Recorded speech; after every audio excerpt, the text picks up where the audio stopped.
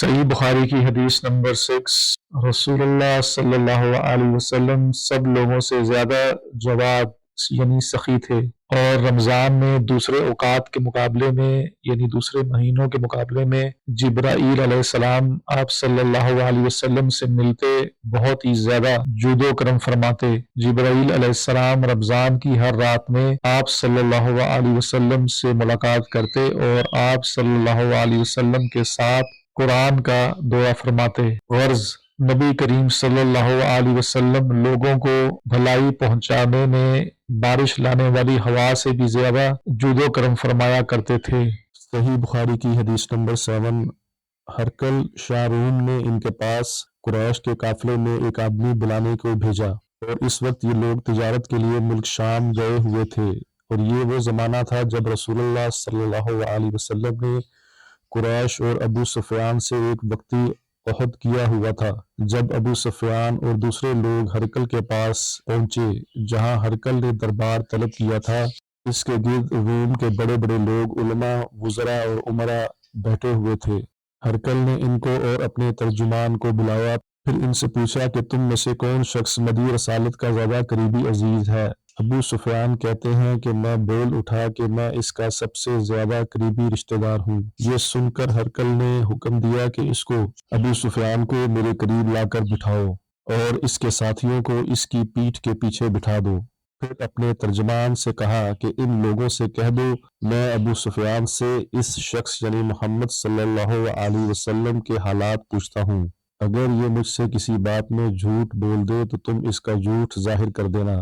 ابو سفیان کا قول ہے کہ اللہ کی قسم، اگر مجھے یہ غیرت نہ ہوتی کہ یہ لوگ مجھ کو جھٹلائیں گے تو میں آپ صلی اللہ علیہ وسلم کی نسبت ضرور غلط گوئی سے کام لیتا۔ خیر، پہلی بات جو ہرقل نے مجھ سے پوچھی وہ یہ کہ اس شخص کا خاندان تم لوگوں میں کیسا ہے؟ میں نے کہا وہ بڑے اونچے اعلیٰ نسب والے ہیں۔ کہنے لگا اس سے پہلے بھی کسی نے تم لوگوں میں ایسی بات کہی تھی؟ میں نے کہا نہیں۔ کہنے لگا اچھا، اس کے بڑوں میں کوئی بادشاہ ہوا ہے؟ میں نے کہا نہیں۔ پھر اس نے کہا بڑے لوگوں نے اس کی پیروی اختیار کی ہے یا کمزوروں نے؟ میں نے کہا نہیں، کمزوروں نے۔ پھر کہنے لگا اس کے تابعدار روز بروز بڑھتے جاتے ہیں یا کوئی ساتھی پھر بھی جاتا ہے؟ میں نے کہا نہیں۔ کہنے لگا کیا اپنے اس دعوے نبوت سے پہلے کبھی کسی بھی موقع پر اس نے جھوٹ بولا ہے؟ میں نے کہا نہیں۔ اور اب ہماری اس سے صلح کی ایک مقررہ مدت ٹھہری ہوئی ہے، معلوم نہیں وہ اس میں کیا کرنے والا ہے۔ ابو سفیان کہتے ہیں میں اس بات کے سوا اور کوئی جھوٹ اس گفتگو میں شامل نہ کر سکا۔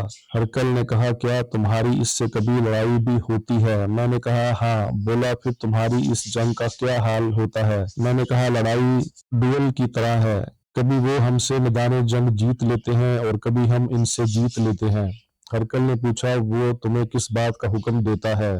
میں نے کہا وہ کہتا ہے صرف ایک اللہ ہی کی عبادت کرو، اس کا کسی کو شریک نہ بناؤ، اور اپنے باپ دادا کی شرک کی باتیں چھوڑ دو، اور ہمیں نماز پڑھنے، سچ بولنے، پرہیزگاری اور صلح رحمی کا حکم دیتا ہے۔ یہ سب سن کر پھر ہرقل نے اپنے ترجمان سے کہا کہ ابو سفیان سے کہہ دے کہ میں نے تم سے اس کا نسب پوچھا تھا، تم نے کہا وہ ہم سے اعلیٰ نسب ہے، اور پیغمبر اپنی قوم میں اعلیٰ نسب ہی بھیجے جایا کرتے ہیں۔ میں نے کہا میں نے تم سے پوچھا کہ دعوی نبوت کی یہ بات تمہارے اندر اس سے پہلے کسی اور نے بھی کہی تھی؟ تو تم نے جواب دیا کہ نہیں۔ تب میں نے اپنے دل میں کہا کہ اگر یہ بات اس سے پہلے کسی نے کہی ہوتی تو میں سمجھتا کہ اس شخص نے بھی اس بات کی تقلید کی ہے جو پہلے کہی جا چکی ہے۔ میں نے تم سے پوچھا کہ اس کے بڑوں میں کوئی بادشاہ بھی گزرا ہے؟ تم نے کہا نہیں۔ تو میں نے دل میں کہا ان کے بزرگوں میں سے اگر کوئی بادشاہ ہوا ہوگا تو کہہ دوں گا کہ وہ شخص اس بہانہ اپنے آباء و اجداد کی بادشاہت اور ان کا ملک دوبارہ حاصل کرنا چاہتا ہے۔ اور میں نے تم سے پوچھا کہ اس بات کے کہنے یعنی پیغمبری کا دعویٰ کرنے سے پہلے تم نے کبھی اس کو دروغ گوئی کا الزام لگایا ہے؟ تم نے کہا نہیں۔ تو میں نے سمجھ لیا کہ جو شخص آدمیوں کے ساتھ دروغ گوئی سے بچے وہ اللہ کے بارے میں کیسے جھوٹی بات کہہ سکتا ہے۔ اور میں نے تم سے پوچھا کہ بڑے لوگ اس کے پیرو ہوتے ہیں یا کمزور آدمی؟ تم نے کہا کمزوروں نے اس کی اتباع کی ہے۔ تو دراصل یہی لوگ پیغمبروں کے متبعین ہوتے ہیں۔ اور میں نے تم سے پوچھا کہ اس کے ساتھی بڑھ رہے ہیں یا کم ہو رہے ہیں، تم نے کہا وہ بڑھ رہے ہیں، اور ایمان کی کیفیت یہی ہوتی ہے حتیٰ کہ وہ کامل ہو جاتا ہے۔ اور میں نے تم سے پوچھا کہ آیا کوئی شخص اس کے دین سے ناخوش ہو کر مرتد بھی ہو جاتا ہے، تم نے کہا نہیں۔ تو ایمان کی خاصیت بھی یہی ہے کہ جن کے دلوں میں اس کی مسرت رچ بس جائے وہ اس سے لوٹا نہیں کرتے۔ اور میں نے تم سے پوچھا آیا وہ کبھی عہد شکنی کرتے ہیں، تم نے کہا نہیں، پیغمبروں کا یہی حال ہوتا ہے، وہ عہد کی خلاف ورزی نہیں کرتے۔ اور میں نے تم سے پوچھا وہ تم سے کس چیز کے لیے کہتے ہیں، تم نے کہا وہ ہمیں حکم دیتے ہیں کہ اللہ کی عبادت کرو، اس کے ساتھ کسی کو شریک نہ ٹھہراؤ، اور تمہیں بتوں کی پرستش سے روکتے ہیں، سچ بولنے اور پرہیزگاری کا حکم دیتے ہیں۔ تم نے کہا وہ ہمیں حکم دیتے ہیں کہ اللہ کی عبادت کرو، اس کے ساتھ کسی کو شریک نہ ٹھہراؤ، اور تمہیں بتوں کی پرستش سے روکتے ہیں، سچ بولنے اور پرہیزگاری کا حکم دیتے ہیں۔ لہٰذا اگر یہ باتیں جو تم کہہ رہے ہو سچ ہیں تو عنقریب وہ اس جگہ کا مالک ہو جائے گا جہاں میرے یہ دونوں پاؤں ہیں۔ مجھے معلوم تھا کہ وہ پیغمبر آنے والا ہے، مگر مجھے یہ معلوم نہیں تھا کہ وہ تمہارے اندر ہوگا۔ اگر میں جانتا کہ اس تک پہنچ سکوں گا تو اس سے ملنے کے لیے ہر تکلیف گوارا کرتا۔ اگر میں اس کے پاس ہوتا تو اس کے پاؤں دھوتا۔ ہرقل نے رسول اللہ صلی اللہ علیہ وسلم کا وہ خط منگایا جو آپ نے دہیہ کلبی رضی اللہ عنہ کے ذریعے حاکم بصرہ کے پاس بھیجا تھا، اور اس نے وہ ہرقل کے پاس بھیج دیا تھا۔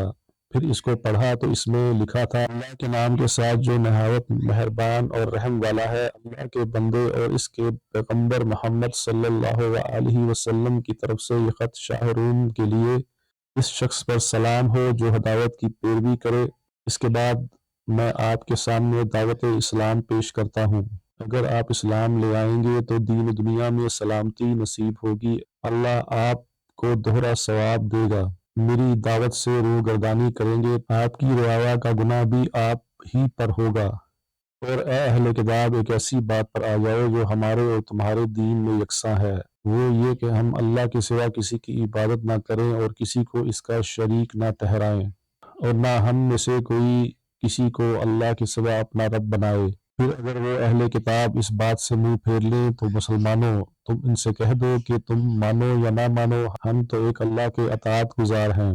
ابو سفیان کہتے ہیں جب ہرقل نے جو کچھ کہنا تھا کہہ دیا اور خط پڑھ کر فارغ ہوا تو اس کے ارد گرد بہت شور و غوغا ہوا، بہت سی آوازیں اٹھیں اور ہمیں باہر نکال دیا گیا۔ تب میں نے اپنے ساتھیوں سے کہا، ابو کبشہ کے بیٹے، نبی کریم صلی اللہ علیہ وسلم کا معاملہ تو بہت بڑھ گیا ہے، دیکھو تو اس سے بنی اصفر روم کا بادشاہ بھی ڈرتا ہے۔ مجھے اس وقت اس بات کا یقین ہو گیا کہ نبی صلی اللہ علیہ وسلم عنقریب غالب ہو کر رہیں گے، حتیٰ کہ اللہ نے مجھے مسلمان کر دیا۔ راوی کا بیان ہے کہ ابن ناطور حاکم ہرقل کا مصاحب اور شام کے نصارہ کا لات پادری بیان کرتا ہے کہ ہرقل جب آیا ایک دن صبح کو پریشان اٹھا تو اس کے درباریوں نے دریافت کیا کہ آج ہم آپ کی حالت بدلی ہوئی پاتے ہیں، کیا وجہ ہے؟ ابن ناطور کا بیان ہے کہ ہرقل نجومی تھا، علم نجوم میں وہ پوری مہارت رکھتا تھا۔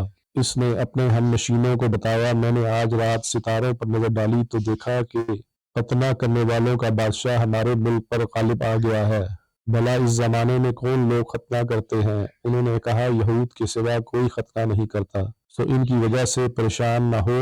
سلطنت کے تمام شہروں میں یہ حکم لکھ دیجیے کہ وہاں جتنے یہودی ہوں سب قتل کر دیے جائیں۔ وہ لوگ انہی باتوں میں مشغول تھے کہ ہرقل کے پاس ایک آدمی لایا گیا جسے شاہ غسان نے بھیجا تھا۔ اس نے رسول اللہ صلی اللہ علیہ وسلم کے حالات بیان کیے۔ جب ہرقل نے سارے حالات سن لیے تو کہا، جا کر دیکھو ختنہ کیے ہوئے ہے یا نہیں۔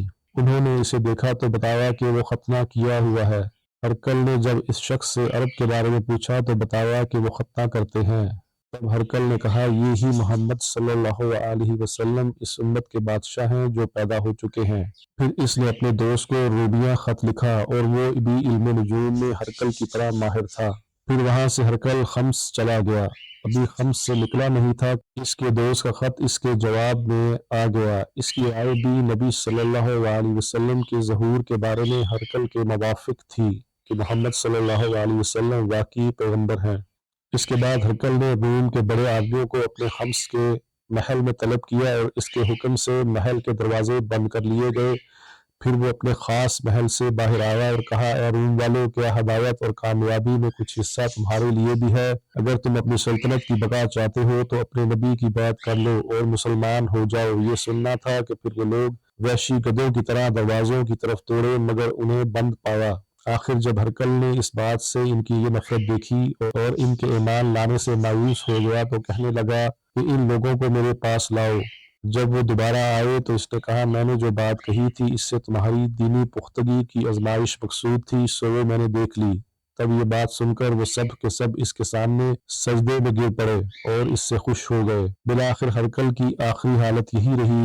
ابو عبداللہ کہتے ہیں کہ اس حدیث کو صالح بن کیسان، یونس اور محمد نے بھی زہری سے روایت کیا ہے۔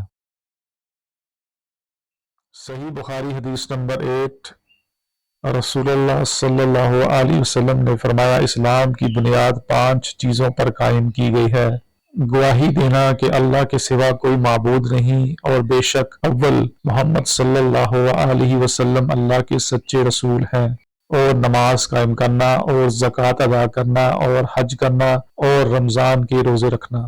صحیح بخاری کی حدیث نمبر 9، جس میں آپ صلی اللہ علیہ وسلم نے فرمایا ایمان کی 60 سے کچھ اوپر شاخیں ہیں اور حیا شرم بھی ایمان کی ایک شاخ ہے۔ صحیح بخاری کی حدیث نمبر 10، آپ صلی اللہ علیہ وسلم نے فرمایا مسلمان وہ ہے جس کی زبان اور ہاتھ سے مسلمان بچے رہیں، اور مہاجر وہ ہے جو ان کاموں کو چھوڑ دے جن سے اللہ نے منع فرمایا۔